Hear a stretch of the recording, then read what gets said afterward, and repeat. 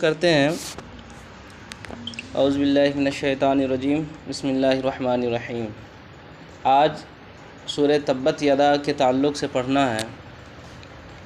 सूरह तब्बत यदा ये सूरह के दो नाम हैं, एक सूरह लहब और एक सूरह मसद, और कभी कभी सूरह तब्बत यदा भी इसको कहते हैं, लेकिन असल नाम दो ही है, सूरह लहब और सूरह मसद। सूरह तब्बत यदा की शान नुज़ुल ये है, हज़रत अब्दुल्ला इब्न अब्बास रज़ियल्लाहु ताला अन्हु से मरवी है, वो फरमाते हैं कि जब ये आयत करीमा जो सूरह शुअरा में है, सूरह शुअरा की 214 नंबर की आयत है, अल्लाह तबारक व तआला कुरान मुक़द्दस में इरशाद फरमाता है, व अंज़िर अशीरतकल अक़रबीन, कि ए महबूब आप अपने रिश्तेदारों को डराइए। चुनांचे जब ये आयत करीमा नाजिल हुई तो मेरे आका सल्लल्लाहु ताला अलैहि वसल्लम अल्लाह तबारक व तआला के हुक्म के मुताबिक वो कोहे सफ़ा पर एक ऊंचे पहाड़ पर चढ़ गए। उसके बाद अपने उस ऊंचे पहाड़ी से तमाम लोगों को आवाज़ दिया, ए बनी फ़हर, ए बनी अदी, और जितने भी कुरैश के कबीले थे तमाम कबीले का नाम लेकर के यके बाद दिगरे बुलाना शुरू किया, यहाँ तक कि तमाम लोग उस कोहे सफ़ा पहाड़ी के नीचे जमा हो गए, इकट्ठा हो गए। उसके बाद मेरे आका सल्लल्लाहु ताला अलैहि वसल्लम ने इरशाद फरमाया, ऐ लोगों बताओ कि मैं तुझे इस बात की ख़बर दूं कि इस पहाड़ी के नीचे, इस पहाड़ के पीछे से एक जमात है जो तुझ पर हमला करना चाहती है। क्या तू इस बात को कबूल करोगे? क्या तुम मेरी बात को सच जानोगे? तो तमाम लोगों ने कहा, या रसूलल्लाह सल्लल्लाहु ताला अलैहि वसल्लम, हमने आपको हमेशा सच्चा पाया है, हमने आपको हमेशा अमानतदार पाया है, या रसूलल्लाह हमने कभी आपको झूठ बोलते हुए नहीं देखा, इसलिए आप अगर बोलेंगे तो हम उसको तस्लीम कर लेंगे कि आप सच बोल रहे हैं, क्योंकि हमने सच के अलावा कभी आपसे कुछ सुना ही नहीं। चुनांचे जब ये बात तमाम लोगों ने मान लिया, उसके बाद हज़रत हुज़ूर सल्लल्लाहु ताला अलैहि वसल्लम ने इरशाद फरमाया, ए कबीले कुरैश, मैं तुझे अज़ाब आखिरत से डराने वाला हूँ, सख्त अज़ाब से डराने वाला हूँ। जैसे ही ये बात तमाम लोगों ने सुनी, उसके बाद अबू लहब ने ये कहा कि तब्बल लक यदा का। अबू लहब बहुत गुस्सा हो गया कि हुज़ूर सल्लल्लाहु ताला अलैहि वसल्लम, क्या आप मुझे इसीलिए जमा किए हैं? चुनांचे गुस्सा में आकर के अबू लहब ने बद्दुआ दी, तब्बल लक यदा का अलिहाज़ा जमातना, कि ए मोहम्मद आज तब्बल लक साइरल यौम, ए मोहम्मद आज पूरा दिन तेरा हलाक हो जाए, क्या तूने मुझे इसीलिए जमा किया था? तो हुज़ूर सल्लल्लाहु ताला अलैहि वसल्लम ने जैसे ही ये बात सुनी, और अबू लहब के इस बात से बहुत सारे लोग मुंतशिर हो गए, भड़क गए कि हुज़ूर सल्लल्लाहु ताला अलैहि वसल्लम ने मुझे इसी वजह से बुलाया था। चुनांचे अबू लहब ने जब बद्दुआ दी तो हुज़ूर अल्लाह तबारक व तआला ने अपने महबूब सल्लल्लाहु ताला अलैहि वसल्लम पर यह आयत नाजिल की, सूरह तब्बत यदा। सूरह तब्बत यदा में अबू लहब की बीवी, जिसका नाम उर्वा बिनते हर्ब बिन उमैया है, उसके मज़म्मत उसमें बयान की गई है और उसे जहन्नमी करार दिया गया। जब उर्वा बिनते हर्ब बिन उमैया को इस आयत के इस सूरह के ताल्लुक़ से पता चला कि अल्लाह रब्बुल इज़्ज़त ने इस सूरह में हमारी मज़म्मत की है, हमें जहन्नमी करार दिया है, तो ये चीज़ें, ये इस सूरह के बारे में अबू लहब की बीवी को दूसरे किसी औरत या मर्द से पता चला। जैसे ही इस बात की तस्दीक, इस बात को उसके कान तक पहुँची, ये बात उसके कान तक पहुँची, तो उर्वा बिनते हर्ब ने हुज़ूर सल्लल्लाहु ताला अलैहि वसल्लम को बुरा भला कहना शुरू कर दी। ये उर्वा बिनते हर्ब ये हुज़ूर सल्लल्लाहु ताला अलैहि वसल्लम के रास्ते में हमेशा कांटा बिछा दिया करती थी। जिस तरीक़े से हुज़ूर सल्लल्लाहु ताला अलैहि वसल्लम पर अबू लहब ज़्यादती करता था, अबू लहब हुज़ूर सल्लल्लाहु ताला अलैहि वसल्लम को तकलीफ़ देता था, उसी तरीक़े से उर्वा बिन्त हर्ब भी मेरे आका सल्लल्लाहु ताला अलैहि वसल्लम को तकलीफ़ देने में पीछे नहीं हटती थी और हुज़ूर सल्लल्लाहु ताला अलैहि वसल्लम के रास्ते में कांटा बिछा दिया करती थी। चुनांचे जैसे ही ये बात सुनी कि कुरान मुक़द्दस में एक सूरा उसके ख़िलाफ़ वारिद हुई है, तो वह हुज़ूर सल्लल्लाहु ताला अलैहि वसल्लम को तकलीफ़ पहुँचाने के गर्ज से अपने हाथ में एक बड़ा सा पत्थर लेकर के हुज़ूर सल्लल्लाहु ताला अलैहि वसल्लम को ढूंढने मस्जिद हराम पहुँची। जैसे वहाँ पहुँची तो उस वक्त हज़रत अबू बकर सिद्दीक़ रज़ियल्लाहु ताला अन्हु और मेरे आका सल्लल्लाहु ताला अलैहि वसल्लम ये दोनों आदमी बैठ कर के गुफ्तगू कर रहे थे। अल्लाह तबारक व तआला की कुदरत देखें कि उस बदबख्त इंसान उर्वा बिन्त हर्ब का इरादा बहुत ही नापाक था, जिसकी बुनियाद पर अल्लाह तबारक व तआला ने उसके इरादा को ख़त्म करने के लिए अल्लाह तबारक व तआला ने उस उर्वा बिन्त हर्ब के आँख पर एक ऐसा पर्दा डाल दिया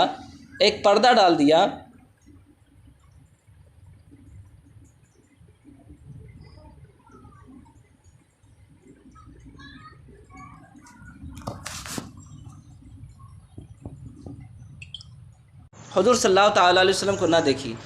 जैसे ही देखा कि उर्वा देखी कि वहाँ पर सिर्फ़ अबू बकर सिद्दीक़ रज़ियल्लाहु ताला अन्हु बैठे हुए हैं, तो उर्वा ने कहा कि ए अबू बकर बता, क्या मोहम्मद कहाँ है? मैंने सुना है कि उसने मेरी हिजो की है, मेरी ग़ीबत की है, मेरे बारे में बुरा भला कहा है कि ए उर्वा, ए अबू बकर बता मोहम्मद कहाँ है? चुनांचे अबू बकर सिद्दीक़ रज़ियल्लाहु ताला अन्हु ने लाइल्मी का इजहार किया कि मुझे पता नहीं। उसके बाद उर्वा ने बदतमीज़ी वाली कलमात कही। उसके बाद उर्वा ने ये कहा कि अगर मोहम्मद को अगर हम यहाँ पाते तो हम उसे इस पत्थर से उनके सर को फोड़ देते। चुनांचे उसी सिलसिले में ये आयत करीमा और इस सूरह पाक की नाजिल हुई।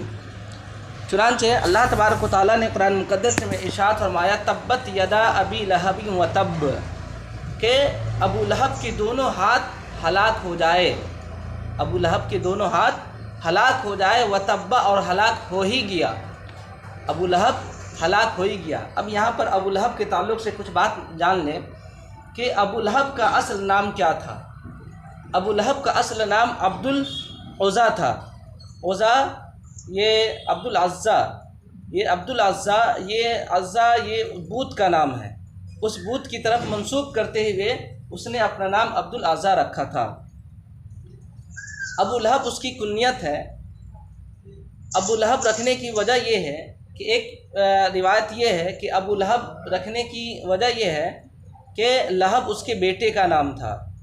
दूसरी वजह यह है कि वो बहुत ही खूबसूरत था, इतना खूबसूरत था कि वह जब गुस्सा होता था तो उसका चेहरा पूरा आग बगोला हो जाता था, सुर्ख हो जाता था। चुनांचे अल्फ़ा कही ने कहा है कि अबू लहब का जो माल था असल वो क्या था? जहन्नमी होना, जहन्नम में फेंक देना।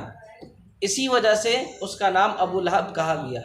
अब रही बात कि अबू लहब के असल नाम को कुरान मुक़द्दस में क्यों नहीं ज़िक्र किया गया।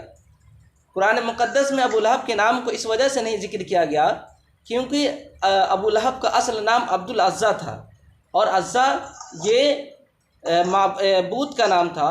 और कुरान मुक़द्दस में अल्लाह वहदहु ला शरीक के अलावा किसी भी चीज़ की परस्तिश के बारे में कुरान मजीद में बात ज़िक्र हो ये मुनासिब नहीं था, जिसकी बुनियाद पर अल्लाह तबारक व तआला ने उसके नाम को ज़िक्र न किया। क्योंकि अगर अब्दुल अज़्ज़ा का नाम ज़िक्र होता तो एक बुत का, एक जो माबूद जिसे लोग अपना माबूद मानते थे उस माबूद का ज़िक्र होना लाजिम आता, और ये कुरान मुक़द्दस के लिए गैर मुनासिब बात है।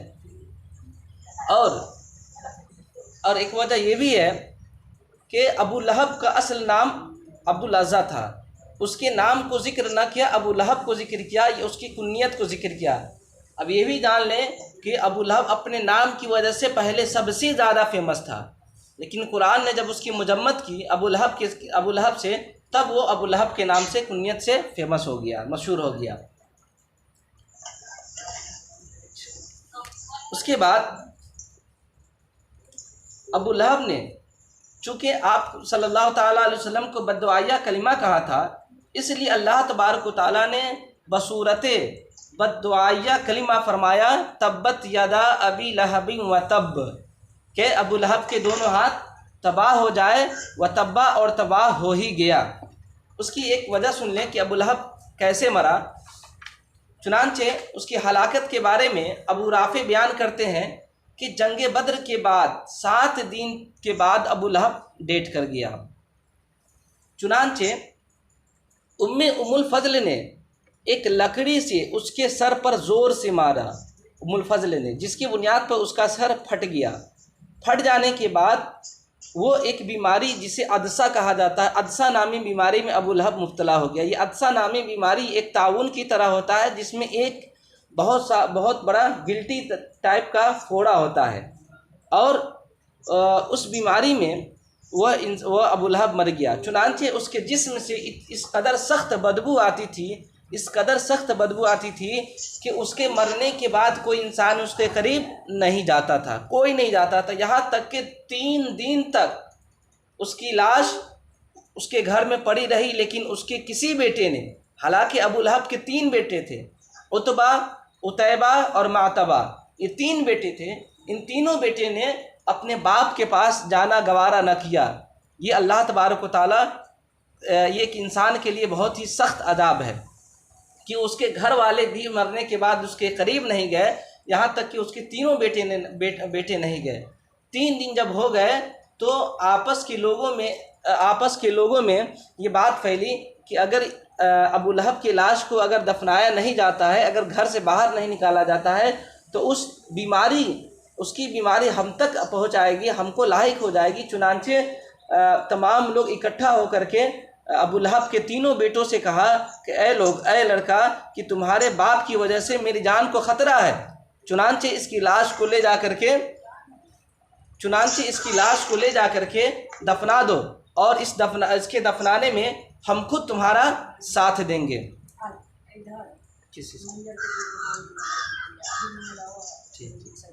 चुनांचे अबू लहब के कहने पर, तमाम लोगों के कहने पर, अबू लहब के बेटों ने ये राज़ी हो गए, और अबू लहब को ले करके इमाम अबू राफ़ी कहते हैं कि वल्लाह, अल्लाह की कसम, अबू लहब को नहाया भी नहीं गया।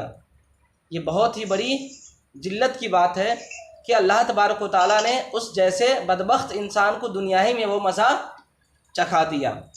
अबू राफ़ी कहते हैं कि वल्लाह, कसम खुदा की, उससे नहाया भी नहीं गया, उसे नहलाया भी नहीं गया। उसके बेटे उसको लिए, और लेने के बाद मक्का की ऊंची सरजमी पर जा कर के एक दीवार के साथ उसे ढकेल दिया गया, उसे गड्ढा में ढकेल दिया गया, और उसके ऊपर से ईंटा डाल दिया गया, और उसकी वफ़ात हो गई। उसके बाद अल्लाह तबारक व तआला कुरान मुक़द्दस में इरशाद फरमाता है, मा अगना अन्हु मालहु व मा कसब, कि अबू लहब के माल ने उसको कोई फ़ायदा ना पहुँचाया, और नहीं उसके कमाई ने उसे कोई फ़ायदा पहुँचाया। अबू लहब के माल ने फ़ायदा नहीं पहुँचाया, ये तो जान गए कि वो 3 दिन तक उसका वो घर में रहा, लेकिन उसके घर वाले उसके करीब तक न गए। इससे पता क्या चला, जाके पहुँचा दो, तो उसका बेटा कोई फ़ायदा नहीं आया कि उसकी लाश 3 दिन तक घर में पड़ा रहा, लेकिन उसके कोई बेटा उसके करीब ना गया। लिहाजा उसका कोई बेटा काम ना आया, और नहीं उसके माल और दौलत ने, नहीं उसकी कमाई ने कोई काम आया। इस वजह से कि अगर उसका माल कमाई देता, उसका पैसा काम आता, तो उसको ज़िंदगी में भी और मरने के बाद भी उसको कोई परेशानी नहीं होती। लिहाजा पैसा रहने के बावजूद भी वो एक बीमारी, अदसा नामी बीमारी में मुब्तला हो गया, और वो बीमारी उसे हलाक कर दिया, लेकिन उसके कमाई उसको कोई काम नहीं दिया। चुनांचे अबू लहब के 2 बेटे थे, 3 बेटे थे, उतैबा और मातबा। तो उतबा और उतैबा, इन दोनों की शादी मेरे आका सल्लल्लाहु ताला अलैहि वसल्लम की बेटी, 2 बेटी से शादी हुई थी। चुनांचे उतबा से हज़रत रुक़ैया रज़ियल्लाहु ताला अन्हा की शादी हुई थी, और उतैबा से हज़रत उम्मे कुलसूम रज़ियल्लाहु ताला अन्हा की शादी हुई थी। और उम्मे हज़रत रुक़ैया रज़ियल्लाहु ताला अन्हा उतबा के निकाह में थी और उसके घर पर थी, लेकिन उम्मे कुलसूम रज़ियल्लाहु ताला अन्हा उनका निकाह उतैबा से हो गया था, लेकिन अभी तक रुखसती नहीं हुई थी। चुनांचे जैसे ही आयत करीमा सूरह शूरा की आयत करीमा 214 नंबर की आयत करीमा वंजिर अशीरतकल अक़रबीन का नुज़ुल हुआ कि महबूब अपने रिश्तेदारों को डराइए, तो ये तमाम अबू लहब और उसके बेटे और उसकी बीवी तमाम लोग हुज़ूर सल्लल्लाहु ताला अलैहि वसल्लम के ख़िलाफ़ हो गई। चुनांचे तमाम लोग जब अबू लहब के ख़िलाफ़ ये आयत करीमा नाजिल हुई और उसकी बीवी को जहन्नमी करार दिया गया, तो तमाम लोग दुश्मन हो गए, तमाम लोग मेरे आका सल्लल्लाहु ताला अलैहि वसल्लम के दुश्मन हो गए। और उतबा और उतैबा को अबू लहब ने जा कर के कहा कि ऐ मेरे बेटे, तुम आका सल्लल्लाहु ताला अलैहि वसल्लम की दोनों बेटियों को तलाक दे दो। अगर तुम तलाक नहीं देते हो तो फिर मेरा और तुम्हारा कोई वास्ता नहीं रहेगा और मेरा सर तेरे लिए हलाल हो जाएगा। उसके बाद उसकी बीवी उर्वा बिन्त हर्ब बिन उमैया ये भी गई और जा कर के अपने दोनों बेटों को कहा कि ऐ बेटो, हुजूर सल्लल्लाहु ताला अलैहि वसल्लम की दोनों बेटियों को तुम तलाक दे दो। चुनांचे उतबा और उतैबा दोनों ने हुजूर सल्लल्लाहु ताला अलैहि वसल्लम की दोनों बेटियों को तलाक दे दी। तलाक देने के बाद जा कर के ये कहा कि मैं आपकी बेटी, हुजूर सल्लल्लाहु ताला अलैहि वसल्लम को जाकर कहा कि मैं आपकी बेटी से मोहब्बत नहीं करता हूँ और नहीं आपकी बेटी मुझसे मोहब्बत करती है, इसलिए मैं उसको तलाक देता हूँ। और इतना ही पे बस न किया, बल्कि उतबा ने हुजूर सल्लल्लाहु ताला अलैहि वसल्लम की शान में गुस्ताखियाँ की। मेरे आका सल्लल्लाहु ताला अलैहि वसल्लम की माअज़ल्लाह उसने कमीज़ फाड़ी। उसके बाद मेरे आका सल्लल्लाहु ताला अलैहि वसल्लम ने इरशाद फरमाया, अल्लाहुम्मा सल्लित अलैहि कल्बम मिन किलाबिका, ऐ अल्लाह तबारक व तआला तू उस पर अपने कुत्तों में से एक कुत्ता को मुसल्लत कर दे। ये अल्लाह के रसूल सल्लल्लाहु ताला अलैहि वसल्लम ने जुमला इरशाद फरमाया। उसके बाद मुल्क शाम की तरफ अबू लहब अपने बेटों के साथ जा रहा था और जैसे ही रास्ता सफ़र कर रहा था तो अचानक एक शाम के वक्त एक ऐसे जगह पर पहुंचा जिस जगह का नाम मकाम अज़्ज़रक़ा है। अज़्ज़रक़ा, इस जगह पर जैसे उसने पहुंचा तो लोगों ने ख़बर दी कि आगे जाइएगा, आगे बहुत दरिंदे और चरिंदे और शेर और चीते वगैरह हैं जो आपको चीर फाड़ देंगे, आपको नुकसान पहुंचाएंगे, लिहाजा आप इसी जगह पड़ाव डालें। चुनांचे तमाम लोगों के कहने पर अबू लहब ने वहीं पर पड़ाव डाला, मकाम अज़्ज़रक़ा पर पड़ाव डाला और तमाम लोगों को कहा कि ऐ लोगों, मुझे मोहम्मद सल्लल्लाहु ताला अलैहि वसल्लम के कौल का, की दुआ का मुझे डर है कि उन्होंने कहा कि अल्लाह कि तू उस पर अपने कुत्तों में से एक कुत्ता को मुसल्लत कर दे। ऐ लोगों, मुझे इस बात का डर है कि मेरे बेटे को कोई तकलीफ़ ना पहुंच जाए, इसलिए तुम लोग उसकी सुरक्षा करो। चुनांचे तमाम लोगों ने मिल करके कबीले के तमाम सामान के ज़रिए से एक टीला बनाया गया और इस टीला के ऊपर उतबा नामी शख्स को, उतबा जो उसका बेटा था, उसको एक टीला पर बैठा दिया गया और टीला पर बैठा देने के बाद तमाम लोग उसके इर्द गिर्द बैठ गए और उसकी हिफाजत करने लगे। लेकिन जैसे ही रात गई, आधी रात गुजर गई, तो तमाम लोगों को औंग आ गई। लिहाजा एक अल्लाह तबारक व तआला की जानिब से एक जानवर आया और जानवर आने के बाद सिर्फ़ और सिर्फ उतबा को हलाक और तबाह बर्बाद कर दिया, चीर फाड़ डाला, लेकिन वहाँ मौजूद किसी भी लोगों को तकलीफ़ नहीं पहुँचाया। इस बात की दलील है कि अल्लाह के रसूल सल्लल्लाहु ताला अलैहि वसल्लम ने जो दुआ की थी, अल्लाहुम्मा सल्लित अलैहि कल्बम मिन किलाबिका, कि तू उस पर अपने कुत्तों में से किसी कुत्ता को मुसल्लत कर दे, ये इस बात की दलील है कि अल्लाह तबारक व तआला की जानिब से भेजा हुआ जानवर था। अगर अल्लाह की तरफ से भेजा हुआ ना होता तो वहाँ पर मौजूद दूसरे लोगों को भी तकलीफ़ पहुँचाता, लेकिन वो जानवर आया, सिर्फ़ और सिर्फ उतबा को चीर फाड़ डाला, लेकिन किसी को भी तकलीफ़ ना पहुँचाया। अजीब बात कबीले कुरैश की एक अजीब बात ये थी कि तमाम लोग हुजूर सल्लल्लाहु ताला अलैहि वसल्लम को हक़ जानते थे कि वो सच्चे हैं, वो हक़ रास्ते पर है, वो जो कहते थे वो कहते हैं, वो पूरा हो जाता है, लेकिन उसके बावजूद वो हुजूर सल्लल्लाहु ताला अलैहि वसल्लम के हाथ पर ईमान नहीं लाते थे। आगे तीसरी आयत में अल्लाह तबारक व तआला ने इरशाद फरमाया, सयस्ला नारन ज़ाता लहबी, कि जल्द ही वो भड़के हुए आग को पहुँचेगा, आग में दाखिल होगा, जल्द ही भड़के हुए आग में दाखिल होगा। ये अल्लाह तबारक व तआला इस आयत से अबू लहब के जहन्नमी होने की तरफ इशारा है कि अबू लहब बहुत ही जल्द है जो जहन्नम में दाखिल होगा। वो जहन्नम जो भड़की हुई आग है, जिस जहन्नम की आग का कोई मिसाल नहीं, उस जहन्नम में अबू लहब जाएगा। इस आयत मुक़द्दसा से अबू लहब के जहन्नमी होने का दावा किया जा रहा है। ये तीनों आयत जो अभी आपने पढ़ी, तब्बत यदा अबी लहबिन व तब मा अगना अनहु मालहु व मा कसब सयस्ला नारन ज़ाता लहबिन, इन तीनों चीज़ों में इस बात की तरफ इशारा है कि पहली आयत में इमाम राज़ी अलैहि रहमा फरमाते हैं कि पहली आयत में अबू लहब के खसारा होने का, घाटा में होने की तरफ इशारा है कि अबू लहब खसारा में है और जल्द ही हलाक हो जाएगा। और दूसरी आयत में ये अबू लहब के बारे में कहा गया कि अबू लहब के माल और उसकी दौलत कोई काम आने वाली नहीं है। और तीसरी आयत में अबू लहब को दोज़खी होना कहा गया। ये दोज़खी होना ये इस बात की तरफ इशारा है कि अबू लहब मरते दम तक ईमान नहीं लाने वाला है।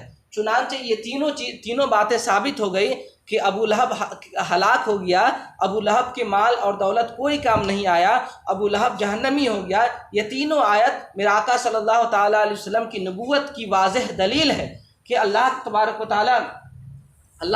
तआला ने ये तीनों चीज़ें मेरे आका सल्लल्लाहु ताला अलैहि वसल्लम के ऊपर नाजिल की। और ये साबित हो गया कि अबू लहब के माल, अबू लहब की दौलत कोई काम नहीं आया, अबू लहब हलाक हो गया और अबू लहब जहन्नमी हुआ। और आगे अल्लाह तबारक व तआला ने चौथी आयत में अल्लाह तबारक व तआला इरशाद फरमाता है वम्रअतुहु हम्मालतल हतब, कि उसकी बीवी हम्मालतल हतब, ये भी क्या है? ये भी जहन्नमी है। उसकी बीवी हम्मालतल हतब, कुरान मुक़द्दस में उसका नाम हम्मालतल हतब कहा गया। हम्मालतल हतब कहने की वजह क्या है? हम्मालतल हतब कहने की वजह यह है कि अबू लहब की बीवी जो उर्वा थी, ये उर्वा, एक रिवायत में आता है कि उर्वा जो है ना ये कानी थी, यानी कान से बहरी थी। एक रिवायत में ये भी आता है कि बहरी थी। और दूसरा ये कि अबू लहब की बीवी जो उर्वा थी, ये उर्वा हज़रत अमीर माविया रज़ियल्लाहु ताला अन्हु के वालिद गिरामी अबू सुफियान की बहन थी। उर्वा ये अबू सुफियान, हज़रत अमीर माविया रज़ियल्लाहु ताला अन्हु के वालिद गिरामी अबू सुफियान की बहन थी उर्वा। और दूसरा ये कि हज़रत अबू अमीर माविया रज़ियल्लाहु ताला अन्हु के वालिद गिरामी सुफियान की बहन उर्वा थी। चूँकि अबू लहब की बीवी उर्वा ये बहुत ही कंजूस थी, वो 1 रुपया भी खर्चा करना नहीं चाहती थी और वह जा करके जंगल जाती थी और लकड़ी इकट्ठा करके लाती थी और लकड़ी इकट्ठा ला करके उसी से खाना बनाती थी। और उसके गले में खजूर की छाल से बनी हुई रस्सी हमेशा पहनी हुई रहती थी, खजूर की छाल की बनी हुई रस्सी। उस रस्सी का काम ये था कि जब भी जलावन वगैरह जंगल से लेकर के आती थी तो उसी रस्सी से उसको बांध लेती थी, है ना। इसी वजह से उसे उर्वा को हम्मालतल हतब कहा गया कि वो लकड़ी उठाने वाली है। कंजूसी की वजह से, खिस्सत की वजह से वो लकड़ी उठाने वाली है। उसके बाद 5वीं आयत में अल्लाह तबारक व तआला ने इरशाद फरमाया फ़ी जीदिहा हब्लुम मिन मसद, कि उसके गले में खजूर की छाल की बनी हुई रस्सी है। खजूर की छाल की बनी हुई रस्सी, मैं बताया आपको कि उर्वा के गर्दन में हमेशा खजूर की छाल की बनी हुई रस्सी रहती थी। उसी खजूर की छाल की बनी हुई रस्सी से वो लकड़ी की गठरी को बांधती थी और उसे लेकर के आती थी और लाती थी। और जिस रास्ते से मेरे आका सल्लल्लाहु ताला अलैहि वसल्लम गुजरते थे, उस रास्ते पर वह कांटा बिछा दिया करती थी। चुनांचे अबू लहब की बीवी उर्वा, उस गुस्ताख ने हुजूर, एक दिन क्या हुआ कि वह लकड़ी इकट्ठा करके और उसी रस्सी से लेकर बांध करके वो आ रही थी। आने के बाद वह थक गई, थकने के बाद एक जगह पर बैठ गई पत्थर पर। चुनांचे अल्लाह तबारक व तआला के हुक्म से एक फ़रिश्ता आया। फ़रिश्ता आने के बाद उस औरत के जो रस्सी, खजूर की छाल की बनी हुई रस्सी को पहनी हुई थी, उसको फ़रिश्ते ने खींचा। खींचने की बुनियाद पर उस उर्वा उस रस्सी में फंस गई। चुनांचे उस रस्सी में फंसने की वजह से उसको फांसी की सज़ा हो गई और उसी जगह वह मर गई। उस गुस्ताख उस उर्वा नामी औरत ये दुनिया में उसको सज़ा मिला ही, और आखिरत में भी उसे आग की जंजीरें उसके गले में डाली जाएगी। किताबों में आया है कि आखिरत में उसे आग की जंजीरें डाली जाएगी उसके गर्दन में, और जहन्नम की लकड़ियों का गट्ठा उसके पुश्त पर लदा होगा। ये उर्वा नामी शख्स के बारे में कहा गया। इसमें अबू लहब और इस सूरह मुबारका में अबू लहब और उसकी बीवी को जहन्नमी करार दिया गया, और दोनों को जहन्नमी करार दिया गया, और दोनों की दुनिया में क्या सज़ा हुई और आखिरत में क्या सज़ा हुई मैं उन दोनों को बताया कि जो भी गुस्ताख़ रसूल होता है, जो भी नबी करीम सल्लल्लाहु ताला अलैहि वसल्लम के ख़िलाफ़ बातें कहता है, अल्लाह तबारक व ताला उसका दुनिया भी बर्बाद कर देता है और आखिरत भी बर्बाद कर देता है। इतना ही नहीं बल्कि उसे दुनिया में भी ज़िल्लत की मौत देता है और आखिरत में भी जहन्नम में डाल देता है। चुनांचे ऐसा ही हुआ कि 3 दिन तक मरने के बाद अबू लहब घर में मौजूद रहा, लेकिन उसके बेटे उसको निकाल करके दफन न किए। ये बहुत ही बड़ी ज़िल्लत की बात है। उसके अलावा उर्वा ये कानी थी और उसे एक फ़रिश्ते के ज़रिए से उसे फांसी की सज़ा दी गई, ये उसके लिए ज़िल्लत का बाइस है। उसके अलावा उसके बेटे ने जो मेरे आका सल्लल्लाहु ताला अलैहि वसल्लम की शान में गुस्ताखियाँ की, उस गुस्ताखियों की सज़ा ये हुई कि उसे दुनिया में अल्लाह तबारक व ताला की जानिब से एक जानवर के ज़रिए से लाखों इंतज़ाम के बावजूद, तमाम लोगों की मौजूदगी के बावजूद वो तबाह बर्बाद हो गया, उसे चीर फाड़ डाला गया, लेकिन कोई इंसान अल्लाह तबारक व ताला की पकड़ से उसे बचा नहीं सका। इसी वजह से अल्लाह तबारक व ताला कुरान मुक़द्दस में इरशाद फरमाता है, इन्ना बत्शा रब्बिका लशदीद, कि तेरे रब की पकड़ जो है ये बहुत ही सख्त है। अल्लाह की पकड़ से कोई इंसान बाज नहीं आ सकता है। एक चीज़ें मैं बताऊं जो मुझे मेरे हिसाब से ये नहीं होना चाहिए। अल्लामा आलूसी ने लिखा है कि अबू लहब के 3 बेटे थे, उतबा, उतैबा और मातबा। इन्होंने बताया है कि उतबा और मातबा ये दोनों फ़तह मक्का के वक्त ईमान ला लिए थे, लेकिन मेरे हिसाब से उतबा ईमान नहीं लाया था, उतैबा और मातबा ये दोनों ईमान लाए थे। क्योंकि आपने अभी पढ़ा कि जब सूरह तब्बत यदा नाजिल हुआ, नाजिल होने के बाद उसको एक जानवर के ज़रिए से उसे हलाको बर्बाद कर दिया गया, तो उतबा तो मर गया, बचा कौन? उतैबा और मातबा बचा। यही दोनों मेरे हिसाब से यही दोनों ईमान लाए जंग बद्र में, फ़तह मक्का के वक्त। फ़तह मक्का के वक्त यही दोनों इस्लाम लाए। कौन कौन? उतैबा और मातबा। ये दोनों जब ईमान लाए तो ये दोनों की ईमान लाने की ख़बर को मेरे आका सल्लल्लाहु ताला अलैहि वसल्लम खुफिया रखा, किसी के सामने ज़ाहिर न किया, किसी के सामने ज़ाहिर न किया। उसके बाद ज़ाहिर न किया, लेकिन जब जंग हुनैन और जंग ताइफ का वाक़या पेश आया तो उस वक्त ये दोनों यानी उतैबा और मातबा ये दोनों जंग में शरीक हुए और इस्लाम के शहसवार बन करके जंग हुनैन और जंग ताइफ में इस्लाम की तरफ से इस्लाम की रहनुमाई करते हुए ये दोनों जंग हुनैन और जंग ताइफ में शिरकत की। बस आज का क्लास इतना ही। बरकत के लिए हमने सोचा कि आज के क्लास को बंद ना किया जाए, क्योंकि आज के